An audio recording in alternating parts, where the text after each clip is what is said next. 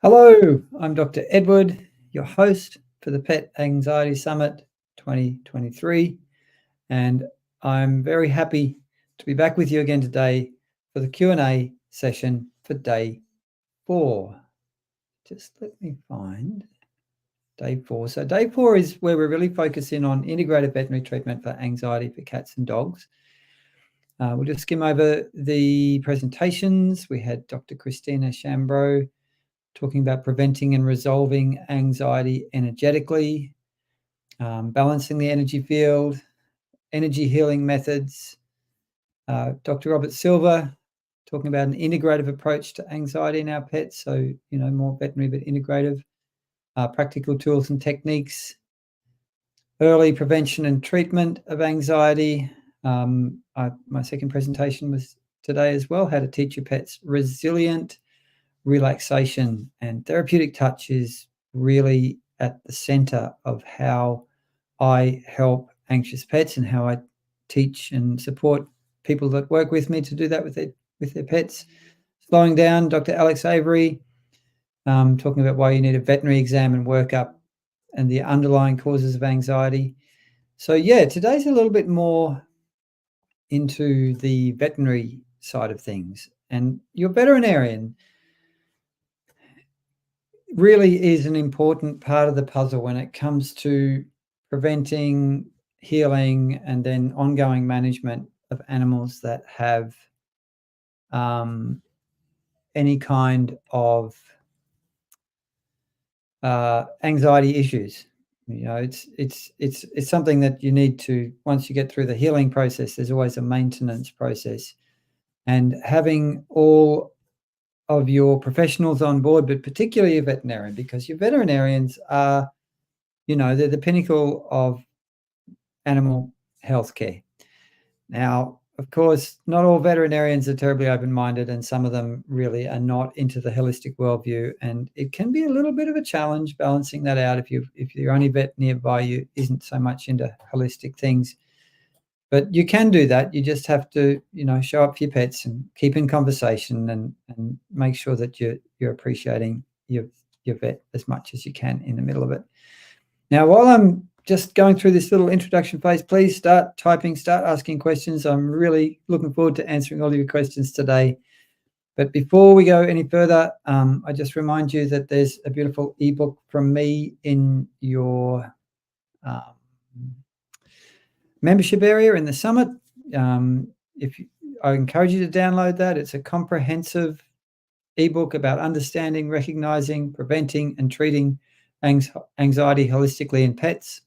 I go through all the different kinds of interventions and talk about anxiety, what it is, how it develops, how to fix it. We have the polypet people who have another ebook for you to download, which is about reducing anxiety, an objective guide to a stress-free pet. And the polypet people have a range of beautiful supplements, including something that's very good for gut health, which is a probiotic supplement, which I do recommend.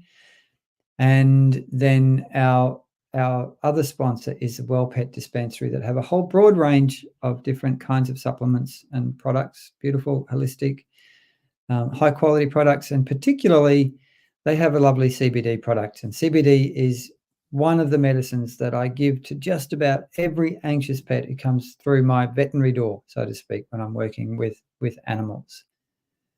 Okay, so let's see what we've got in terms of questions. So we've got one here. What are your thoughts on heartworm prevention chews? I've heard bad things about NexGard Spectra. I recently gave my dog a NexGard heartworm chew, which gave her diarrhea. I was getting the annual injection at the vets, but realized it's actually cheaper to do it monthly, but at what expense to my dog? Been totally raw-fed since the day I rescued her. I never liked kibble and is now approximately 9 years old. She does suffer with general anxiety and stress, and I give her supplements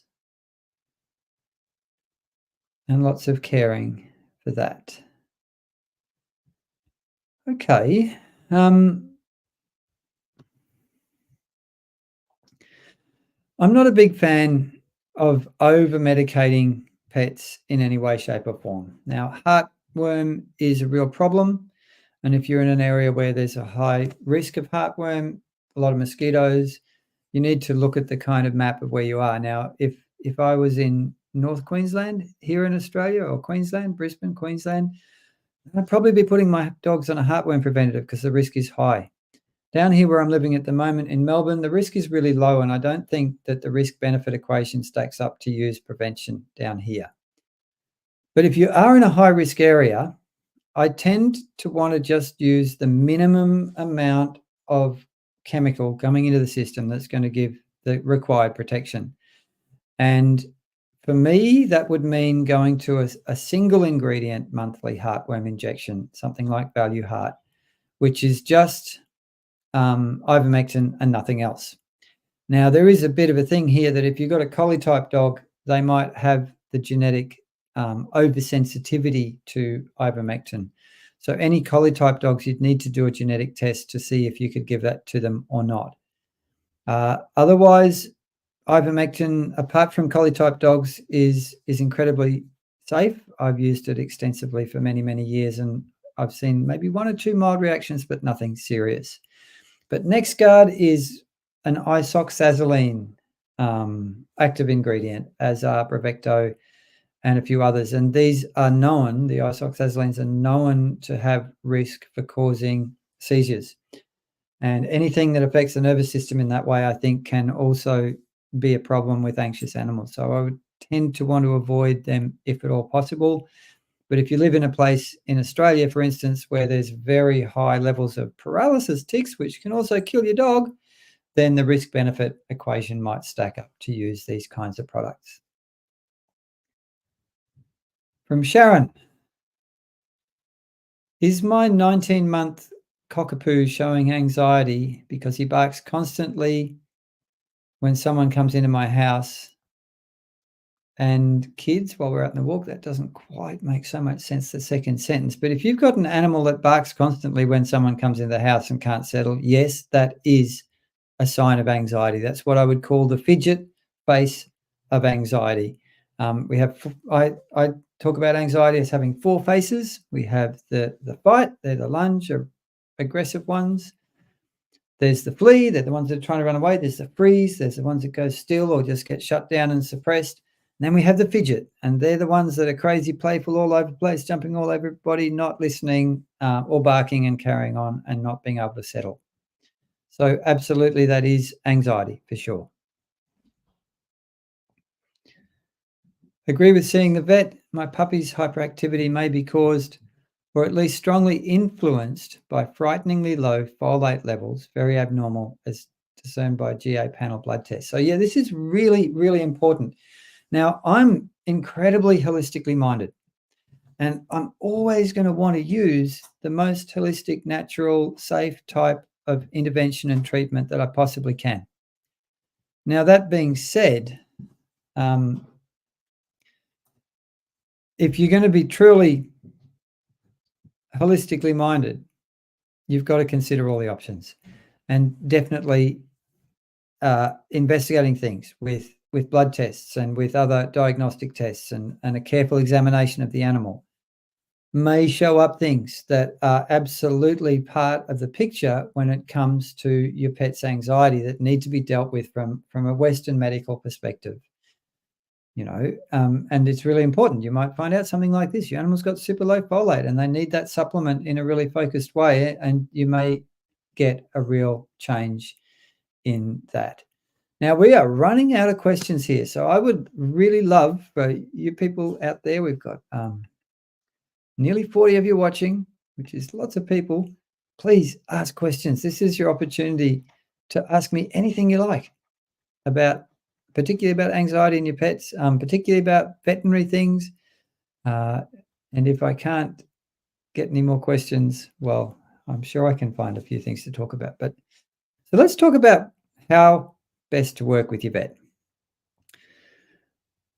One thing that I say is when you go into your vets, if you've got a really holistic mind view, you might have been put under pressure by vets to do things that you don't think is the best idea for your pets, but the vets do think is a good idea. So I find a lot of people that have this more holistic kind of worldview the humans kind of have some post-traumatic stress about interactions with vets because maybe a vet has pressured them into doing something that hasn't gone so well, that they didn't feel like was a good idea, but the vet kind of pushed you into it. So there's a couple of things that you can do from your perspective to be able to have the best possible working relationship with your vet.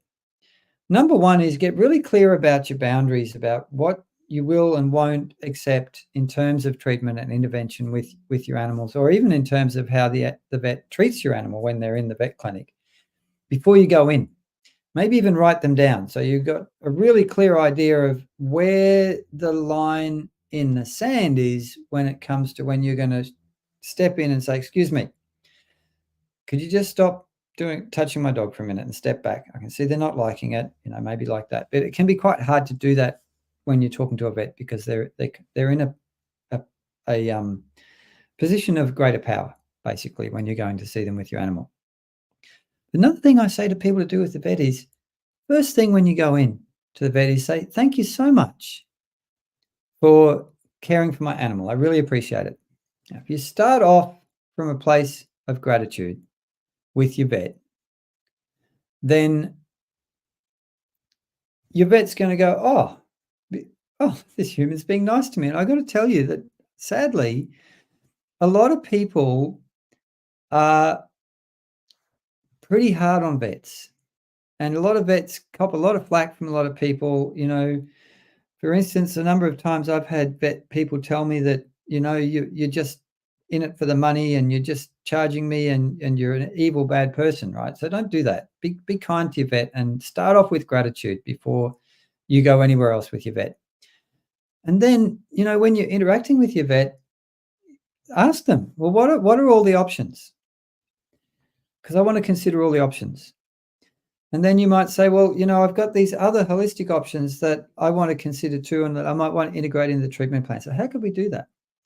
Now, if the vet burrs up and says, it's a load of nonsense, you say, well, okay, it's not a load of nonsense to me, and I'm still going to integrate them. So how can we best do that? How can we work together in the best possible way? And this is something that's really important. Most vets, when you go and see them, are overworked, underpaid, stressed and stretched. And the more that you can be kind to them and present with them, generally the better they're going to be able to help your pets.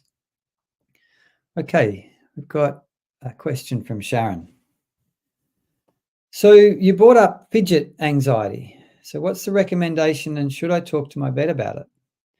So what you're describing is what I know is an animal who's got anxiety in terms of I would call that a reactive type anxiety to people coming into the home. Now, is that a fear-based anxiety? Is that an overexcitement-based anxiety? A bit hard to tell without me, actually being able to at least see footage of the dog and see what's going on. But the problem is that when people come to visit, then your little dog's going into the red zone. And how they express being in this state of arousal and anxiety is barking and barking and barking and not being able to stop barking, and probably not being able to understand and respond to your communication and your commands. So they forget their training. So yeah, you can talk to your vet about it, because if you've got anxiety developing in one area like this, it's likely, nearly always, there's comorbidities with anxiety. So there might be other kinds of anxiety that are cooking away at a lower level with a dog like this. So there might be a little bit of sound sensitivity that's not a problem yet. They might not love being left at home, but it's just that they're a little bit like, I don't like it, but I can cope with it. Separation anxiety. So the earlier, there's a big focus in this year's summit about prevention of anxiety. Now, as soon as you see any early signs, you want to be getting onto it and be getting really proactive and doing everything you can to help this dog learn how to get out of this unhealthy, anxious, aroused state, anchor back into a resilient relaxation, which is what I talked about in my presentation today, and is something that we're going to cover in depth during the post-summit workshop, which is all about me helping you create and implement a holistic anxiety treatment plan for your pets. And in particular, one of the things I'm going to teach you during this summit is how to use the relaxing touch techniques from the whole energy body balance method, which is the most powerful behavior modification process that I've found so far. And I kind of stumbled across it by accident. I used certain qualities of touch and I saw this relaxation and I tried it again and again, and then got people to try it at home. And we see really, really rapid changes in a lot of dogs, because every time you use this touch, you're training their whole body, mind system how to relax and how to anchor to relaxation. Okay, what's our next question? From Bessie. After many training sessions, my friend's cattle dog still goes berserk when we cross dogs on walks, and he constantly licks his paws when at rest. Is this all stress, and where should she start? So you've got a dog here, Bessie, that has got a reactive and anxiety, and I would say that this is the fight face. These are the dogs that are at the end of the leash, lunging, barking, trying to get the other dog, trying to make that thing go away in an active way. So that's the fight face of anxiety. So again, we need to get back to, what's this animal like at home? How much high arousal play is there? Can we take high arousal play out of the equation? These dogs, if they have a ball addiction, every time you're playing the ball, you're training them how to be in heightened arousal when we want to teach them how to be in relaxation. Diet and gut. Is this dog on a processed food diet? That tends to make dogs hotter emotionally and physiologically, which tends to exacerbate anxiety. Have they been on any kind of treatment? Are they trying any of these holistic interventions? So, your friend, well, the best thing your friend could do is come to this summit and learn a whole lot of things and start trying things, and then maybe come to the workshop afterwards so that I can show you how to implement all of that. The licking of paws when at rest. Animals, it's very rare that animals will lick their paws because of stress or anxiety. It's nearly always because there's some kind of allergy, atopy thing going on that they're licking, because dogs don't lick unless they've got an itchiness and they're trying to soothe the itchiness. 9 times out of 10 or 19 times out of 20, that any kind of licking will be from allergies. Now, as I talked a little bit about yesterday, allergies and anxiety feed each other, and not in a good way, because if you got itchiness, it takes arousal levels up. In fact, I found at a conference last year that if you have humans that have a serious condition that has a lot of itchiness in it for more than 1 or 2 weeks, it's recommended to put the human on antidepressants to help them cope with the effects on the nervous system of this continual irritation of being itchy. And now I know that when I used to be unwell with chronic fatigue and Lyme disease, I had incredibly itchy legs. And I tell you what, it really doesn't do good things to your nervous system, and it does increase anxiety. I can speak to that from personal experience. So where should she start? By doing something. And this is for all of you who have an anxious animal. Don't do nothing. Start by trying things. Start by trying holistic things. Start by working with a trainer. Start by working with your vet. Just do something. And you've got to keep trying things until you find what works for your particular dog. Sometimes you might have to try one thing and it works great. Sometimes you try a few things and they don't work so well, and you have to keep trying different interventions and different approaches until you find the unique set of things that your dog needs most. And that is exactly what I'm going to teach you how to do in the post-summit workshop. Okay, we've got Junko. Hello from San Francisco. Great sessions today. I wish there were more holistically minded vets here, or I am just not aware of many of them. My dog is constantly panting. Irish Wolfhound, 8 years old, 4 months. So this is old for an Irish Wolfhound. Constant panting is a red flag for me. Any animal that is constantly panting is trying to tell me that there's some kind of distress going on. Now, often it'll be pain, particularly in an older dog. If you are not on some kind of pain relief for this big old fella, then you might want to try some different kinds of pain relief. I mean, CBD is the first one I go to for these older dogs, but green lip mussel is another one. Rosehip Vital are great, and you can use all three of those together. They support each other. If you get on pain relief and the panting goes away, then you know that it's a pain issue. If you do a pain relief trial and it doesn't make any difference, then there may be some anxiety issues going on there as well, or there might be some other deeper illness that you need veterinary investigation for. How do you separate different anxiety types? When working with a behavioural vet, I was told my dog had generalised anxiety. I think it can be really hard to separate the different kinds of flavour of anxiety that our pets are affected by. You know, there's a range of different kinds of stimuluses or situations and circumstances that can trigger anxiety in animals. You know, we have reactive anxiety, where a person or another animal coming near to them, or sometimes quite far from even just within sight for some dogs, can cause this anxiety reaction. We have separation anxiety, we have noise sensitivities, we have generalized anxiety, and there are a few other kinds. What I find is that most of these animals, that there'll be more than one, and they often kind of overlap. So it can be a little bit difficult to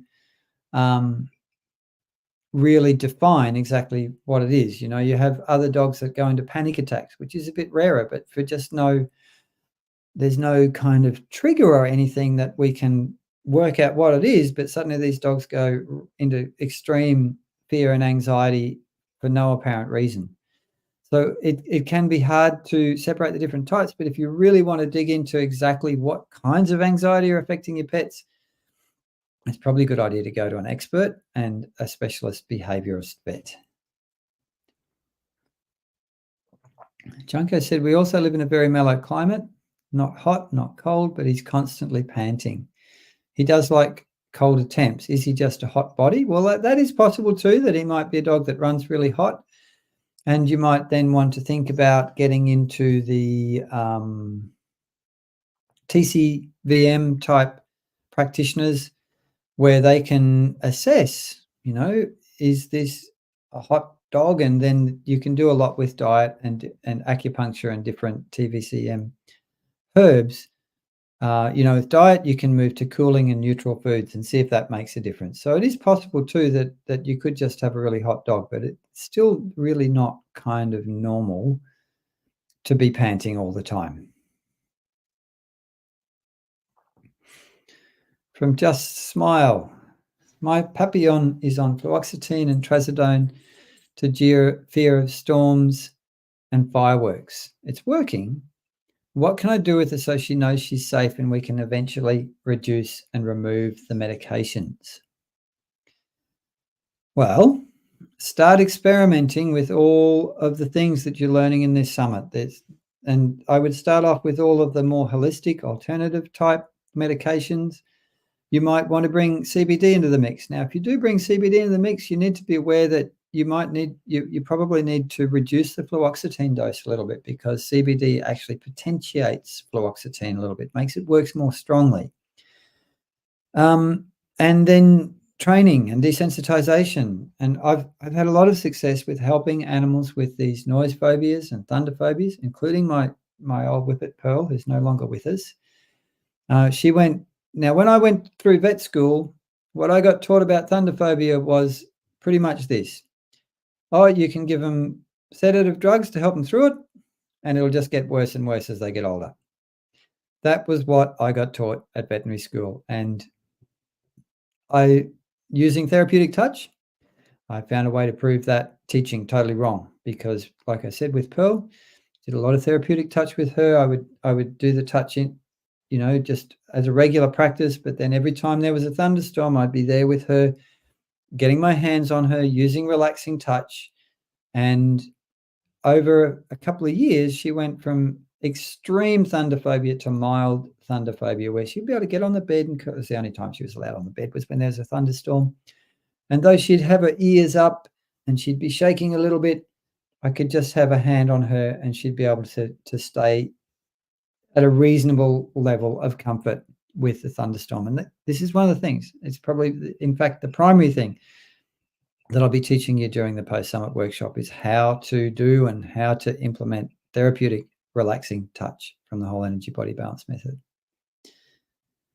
So Blasem says, so if my dog is hearing a noise and shaking really bad, is that anxiety? It sure is. It's absolutely anxiety. If there's a noise and you see your dog suddenly all shaking and having that kind of behavior, that is absolutely an anxiety response to the sound. And you need to act. You need to start doing all the things you're learning in this summit to help your dog, and hopefully not only to help not only cope with it, but to help them be able to then learn how to relax in the face of that stimulus. So we've got a few questions lining up. I would love for you all of you out there. I don't know how many there are now, but there's quite a number of you hanging out with me here on YouTube because Facebook isn't working. We've got Cheryl. We've got 45 of you. Awesome. 45 dedicated, amazing pet parents who are here to learn how to help their pets better. So from Cheryl, Dexter had been doing well when we counted another dog on walks, but today he went crazy when we passed a property where a dog came running out. He pulled away from me and totally ignored me. Okay, so here's another thing that you need to be aware of when it comes to working with anxious, reactive, or any kind of anxiety dogs. It's not a linear thing, the improvement that you're going to see. It's more like ups and downs and maybe a little bit of a setback, and then you get back to where you were and have some more ups and downs, gradually up, maybe another setback. It's normal to have some of these little setbacks. But the good news is that if you've been going well and you have a setback, nearly always it's a whole lot easier after the setback to get back to where you were before and to keep improving. Now, that's a pretty full-on thing to happen for your dog. You know, if you've got a reactive dog and you've been going well, but then you have it, this is not just encountering another dog on a walk. This is a dog free coming rushing out of the yard up to your dog. So it's no wonder that he pulled away and totally ignored you. And the fact that he totally ignored you tells me that your dog had gone into the red zone. So it wasn't that he was ignoring you. He was so much fear that his little brain had turned right off. So in that kind of situation, your first step is to get your dog out of the triggering situation and move them away. Get them away from the thing that's triggering the fear as quickly and as safely as you possibly can. If you've got another dog coming up to you, get in between your dog and the other dog and do what you can to get that other dog to go away. If you do that, that's going to help your dog feel safer and that you're protecting them. Yeah. But yeah, he was not okay. He really wants to play, and there was no aggression from either dog. But I need to figure out to help him remain calm. Thank you for that extra context, Cheryl. That was really helpful. So this is overexcitement. So it's not so much a reactive anxiety. It's a proactive anxiety. So this is the fidget, overexcited, want to get to the other dog and have fun anxiety. But still, the fact that your dog is not able to respond to your communication still tells me that they're in the red zone, and it's still unhealthy, even though it's not an aggressive situation. So again, you want to really train your dog how to relax. And then even though this is more an excited thing, you still want to remove the dog from the situation that's triggering them into the red zone as quickly as possible. Then do everything you can to help that dog regulate back into relaxation.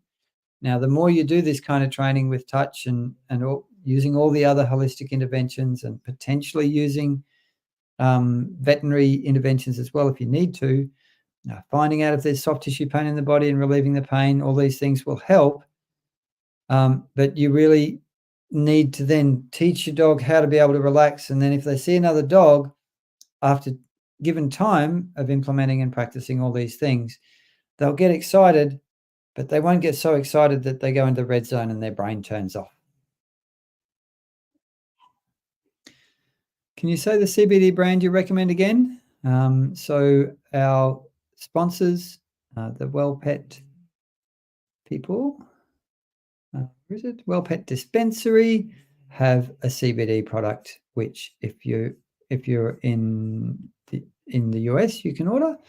If you're more in Australia, then I stock and use the Hemp Pets one, which vets can stock, and that's a good one. Okay, from Cheryl. My dog doesn't want to be picked up anymore. He's 15 and a half. Also very skittish about putting his leash on, but loves outdoors. So with an animal, this is a really old dog, 15 and a half. If they don't want to be picked up, I'd be really suspicious that there's body pain, soft tissue pain, neck and back pain that's in the mix here with this dog that they don't want to be picked up because it hurts. You know, if they've been okay to be picked up and you get an animal that gets older and they don't want to be picked up anymore, that's a big red flag for pain issues for me. The skittish with being on the leash, I'm not sure what that's about. Maybe if they've got a sore neck, the leash is uncomfortable for them. And Kathy says, Dr. Shambro's presentation was excellent today. Based on the sessions I've watched so far, calming breaths for me. Yes, the more you can be present, bring your awareness into your body, actively relax, be proactive about any anxiety and stress and coping with it and being able to learn how to relax with it. And of course, facing, embracing and healing any kind of trauma that's in your system that's unaddressed, the more your beautiful animals will benefit and come into sympathy with you and relax with you. So for Kathy, soft touches for Tori. My anxiety is specifically around her barking, all excitement about seeing friends, and other dogs. So again, these animals, when you teach them how to relax and when you use all the interventions, now all the treatments and interventions that you're learning about in this summit, whether they be holistic, complementary, training, positive reinforcement, therapeutic touch, or veterinary diagnostics and prescription medications, all of them are going to take away a little bit of what's adding to this unhealthy chronic arousal state, which is what anxiety is, and this animal's lack of ability to be able to regulate into relaxation. So everything you do kind of brings the anxiety levels down a little bit in your dog's system. And that's why it's important to have a treatment plan, which is what the post-anxiety workshop is all about, is so that you can, number one, choose which things you're going to try. Number two, track what's going on so that you can then adjust or remove or add different types of interventions as you go. But you get a dog that gets overexcited, that's anxiety. If you get a dog that can't regulate in the face of seeing another dog and friends and people, that's a dog that doesn't have a healthy ability to stay at least in the healthy orange zone where they can be excited in a healthy way, but still listen to and respond to your communication. So Blaysom says, so she's an 8-month-old puppy, Pampu, not even 5 pounds full grown. Is it safe to give her medication, duloxetine, trazodone, anything like that? Absolutely. Because what you do is you go to your veterinarian and they give you the right dose rate for the size of the dog. And I have had very small dogs on these prescription medications when needed, and they do just fine. Another thing to be aware of, when you do get to if you get to the point where prescription medication is needed to be considered to get the best outcomes for your pet, it's really important to know that sometimes the first medication you use isn't actually the best fit for your animal. So you might have to then go, well, that one didn't work so well, so let's try this other one and this other one. It might take 2 or 3 rounds of different kinds of medication before you find the one that fits your dog's unique biochemistry. And not only that, sometimes when you start on a prescription medication, you get a dog that's turned into a zombie. Now, that isn't necessarily an adverse reaction. It just means that the dose rate isn't right. And you might need to reduce the dose rate a little bit. Maybe your dog's a little bit more sensitive to this medication than the average dog. and you reduce the dose rate, and suddenly you've got a dog that is alert and happy, but they're a whole lot less anxious. So calibrating all of that is an important thing. I just want to mention that because I've had a lot of people come to see me as a vet who said, "Oh, I tried fluoxetine, turned my dog into a zombie, so I just stopped." And I'm thinking, well, okay, the dose rate was just too high, and let's try it again at a lower dose rate and see if it's actually going to be really, really helpful for your dog at a lower dose rate, because some dogs are more sensitive to medications than others. Now, we're just about to run out of questions, so I need all of you out there to start typing and fill up this stream with questions for me. So we've got Christopher.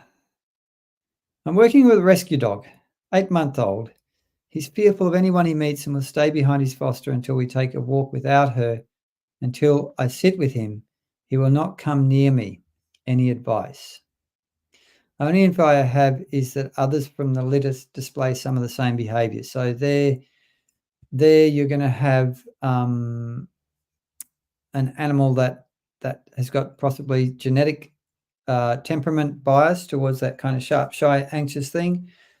Rescue dogs are nearly always poorly socialized, and what you're talking to me about suggests that he's not really had an opportunity in his formative young age to meet different kinds of people.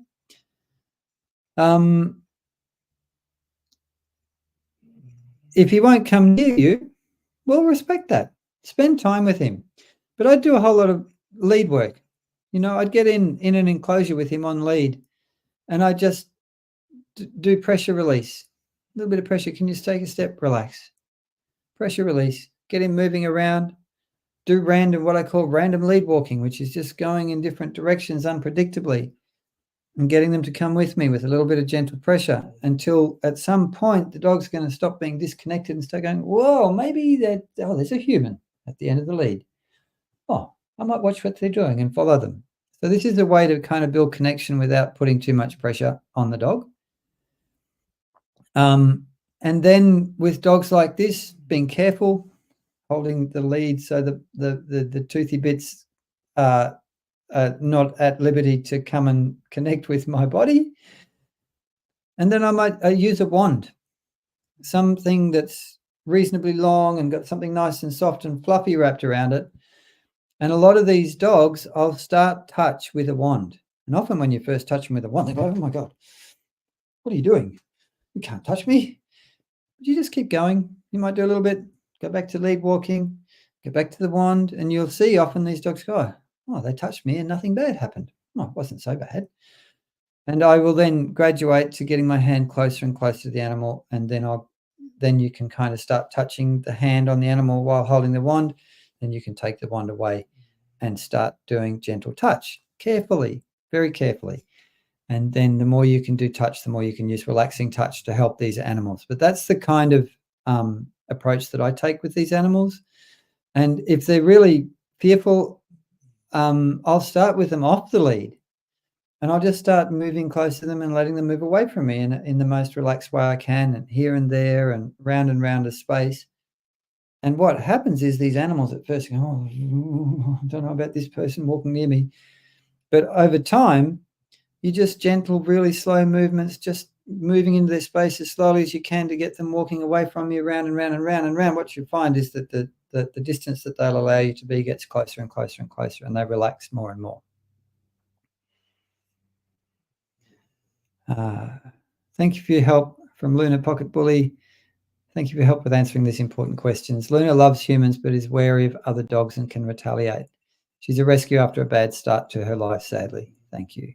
So yeah, just do all the things, but not all at once. You have to do things a little by little.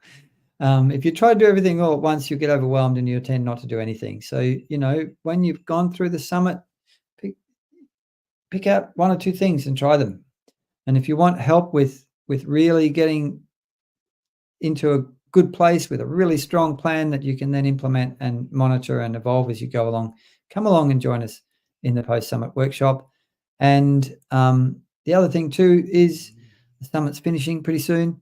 So if you want to get the VIP pass at the cheapest price that you can, the price for the VIP pass will be going up at the end of the summit. and it's incredibly good value. Okay. Got Lynn. My cat had a high pro BNP result when in an anxious state at the vet, but the number was normal when given homeopath remedy aconite. Any ideas on why it was high? Okay, so I'll have to check this one because I'm not familiar with this one. So it is a test. Apparently, healthy cats considered at risk for cardiac disease and any cats with respiratory signs to rule out cardiac causes. Recommend follow-up diagnostics with confidence by measuring the most stable cardio biomarker, which is NT-proBNP. So your cat was under stress, and the aconite remedy, maybe it was more just a stress response from the heart than an actual indicator of heart disease. Now, I cannot be sure about that. I'm not giving advice on this one because it's a complex case and it wouldn't be appropriate or ethical for me to give advice. But my kind of curiosity would be wondering, well, maybe this cat was really stressed without the aconite, and that stress was affecting the heart to produce this particular kind of substance.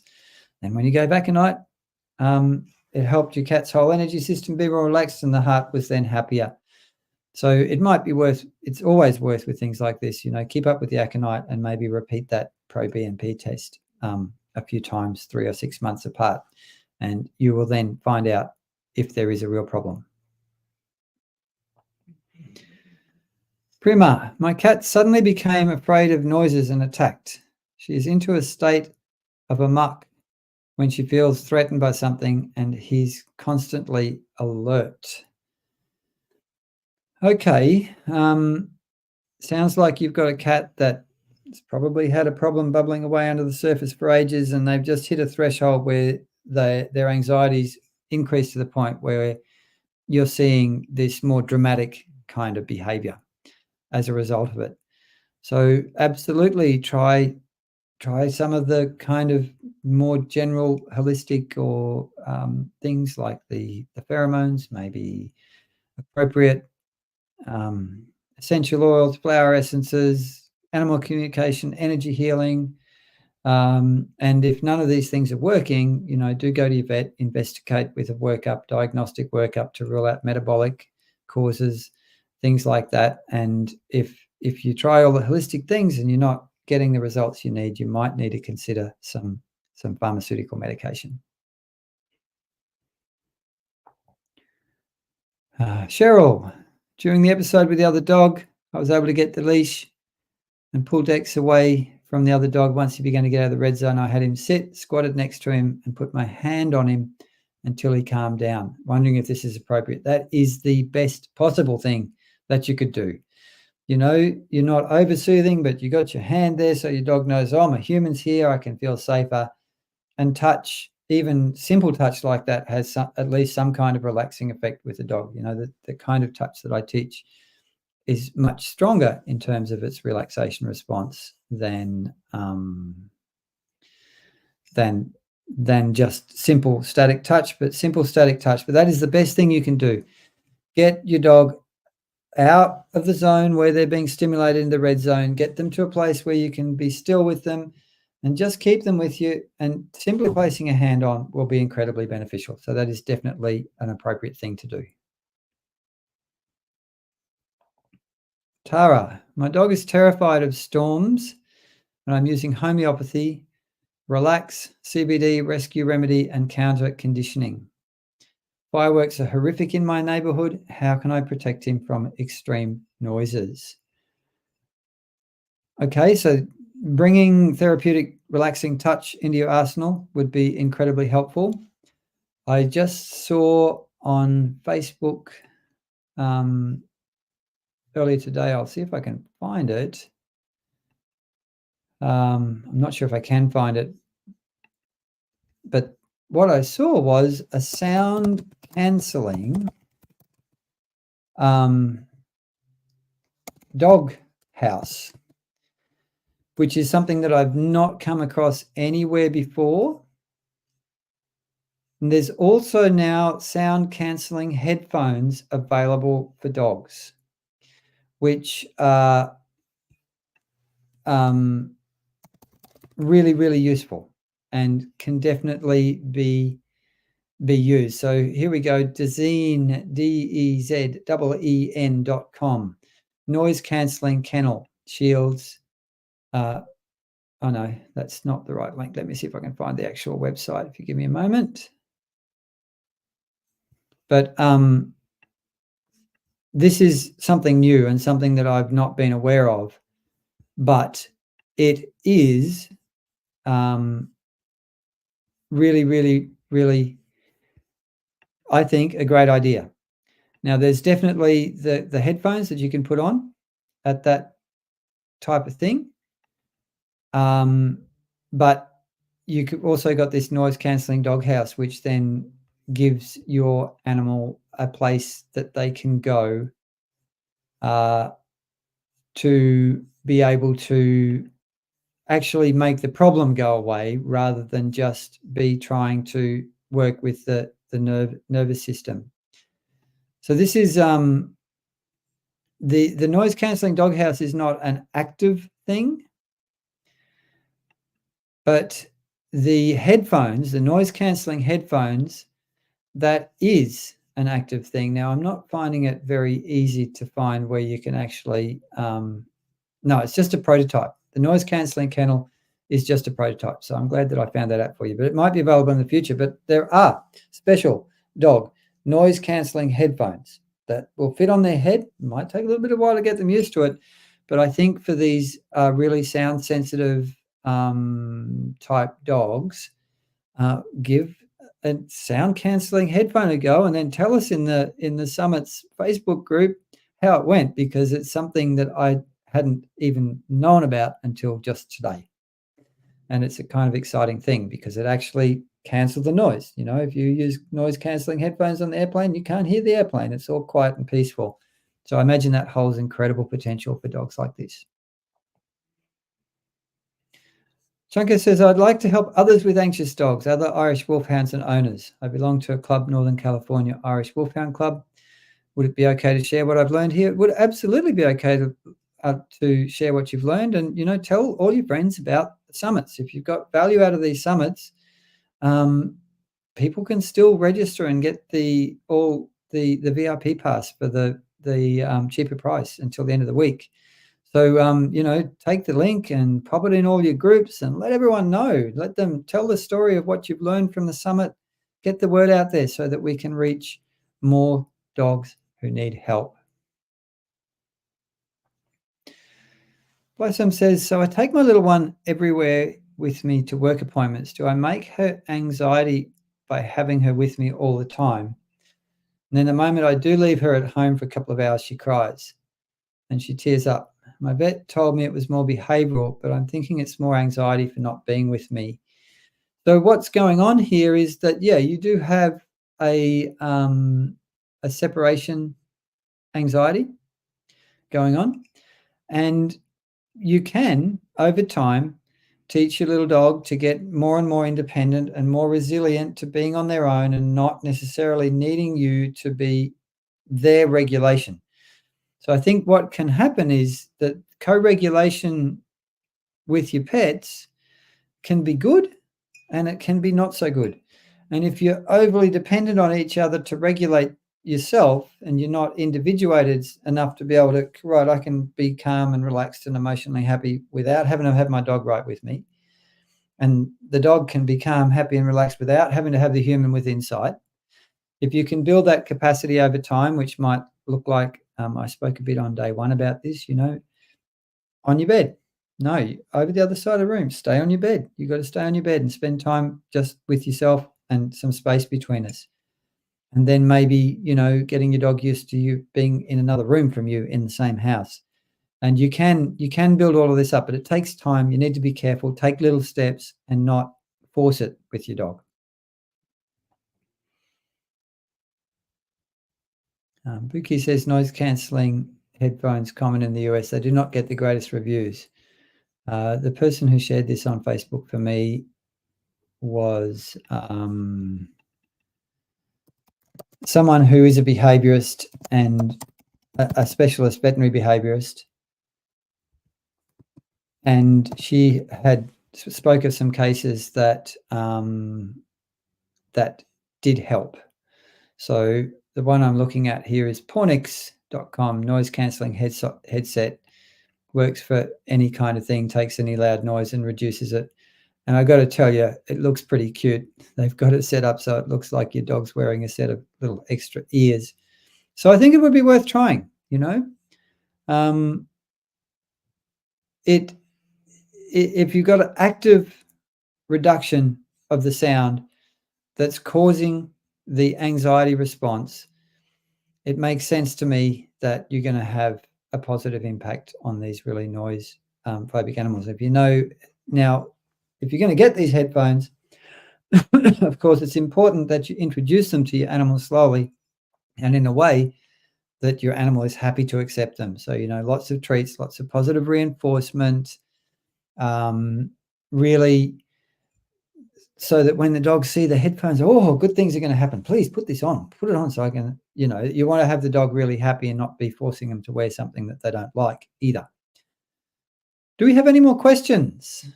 Because we've run out in the chat of questions. We've got a few minutes left, so I'm happy to try a few more. Cheryl says she's trying to buy the $67 program, which would be the VIP pass. I suspect it's not going through. Gindi will pop the correct support email for you to contact there to get the VIP package, which not only has all the videos from this year, it has all the videos from last year, all the presentations from last year, and a whole lot of other cool, awesome things. Okay, do we have any more questions? While we're waiting for some more questions, I'm just going to go back and remind you to grab your ebooks from our sponsors. There's the Truth About Pet Anxiety ebook from the Well Pet Dispensary. There's Reducing Anxiety, an Objective Guide to a Stress-Free Pet from PolyPet. And there is Understanding, Recognizing, Preventing and Treating Anxiety Holistically in Pets from me, Dr. Edward, the Healing Vet. You just have to pop into the members area and download them. Then you'll have them as a resource ongoing, which are very good. I'm still waiting to see if there's any more questions. So let's talk a little bit about the post-summit workshop. I can't wait for this post-summit workshop. I'm really excited about it because I know that when people get clear and have a plan, the chances of success increase exponentially. And this is what I'm going to do with you. I'm going to take you through step-by-step process, how to create and implement a holistic pet anxiety treatment plan for your pets. We're going to cover the environment, which is triggers, how to minimize and avoid triggers. We're going to talk about behavior modification, which we'll be talking about positive reinforcement training, which is the most common way that people understand it. And we're going to also use therapeutic touch for behavior modification, which you're going to learn how to do that in the workshop with me and practice along. We're going to have a whole lot of fun with that. Then we go into medication, which for me includes all of the types of interventions that we can do with our pets. You know, all the more holistic ones, energy healing, animal communication, homeopathy, essences, fecal microbiota transplants, supplements, diet changes. All of these things can will be there available for you to think about how you're going to try them out, see if they work or not. And then the biggest thing, I think, or the most important thing after you've done all that is monitoring ongoing, keeping track of how your animal's responding. Are you improving? Are you getting setbacks? How are you going to deal with the setbacks? We talk about all of those sort of things in the post-summit workshop, which is incredibly good value. And I look forward to seeing you all in there so that I can help you heal and prevent anxiety in your beautiful pets. I think there is also, Cheryl, a members area just for everyone who's enrolled, which is where you can download the ebooks that I've been talking about. They're available to download for anyone and everyone. Cheryl, yes, you'll have to contact the Summit support about the payments and all that sort of thing. Are there any more questions? I reckon I've got enough time for one more question. If you're sitting on one, please ask in the comments. Mitzi here, you can see how relaxed he is. He's very, very, very enjoying being a happy, calm little dog, which has a lot to do with all the touch work that I do with him. We've got a question from Rose. I have a GSD assistance dog in training that is fine in shops, but outside pulls and sniffs everything. So what you got here is a failure of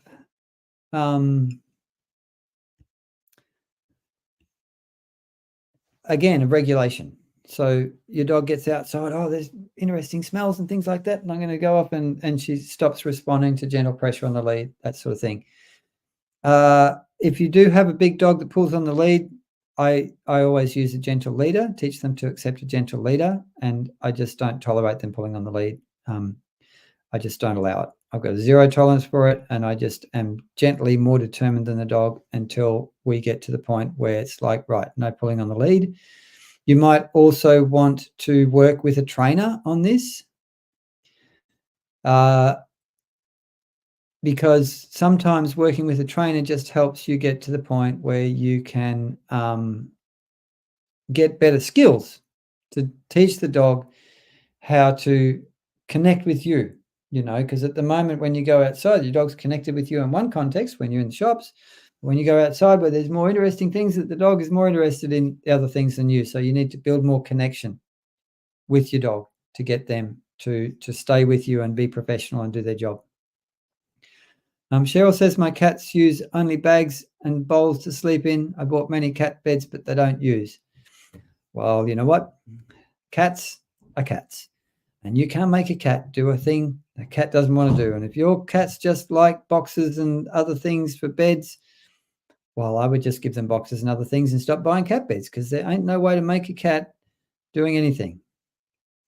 Using a gentle leader. So how do I get more connection, from Rose? So if you're using a gentle leader and you've still got a dog pulling, you're not using the gentle leader properly, and you probably need to have a lesson in how to refine your skills with the gentle leader. I'm happy to do that. I'm available for one-on-one sessions on Zoom online. I've taught lots of people how to do that. How you get more connection, you need to find out what motivates your dog and use positive reinforcement to build connection. You know, a look at me command is a big one for dogs like this.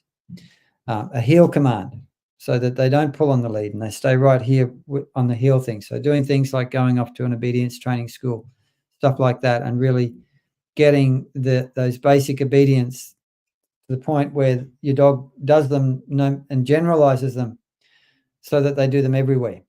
You know, you've got it working in one context, so you need to then generalize it into another context. And you might need to find a really good R+ trainer to help you with that.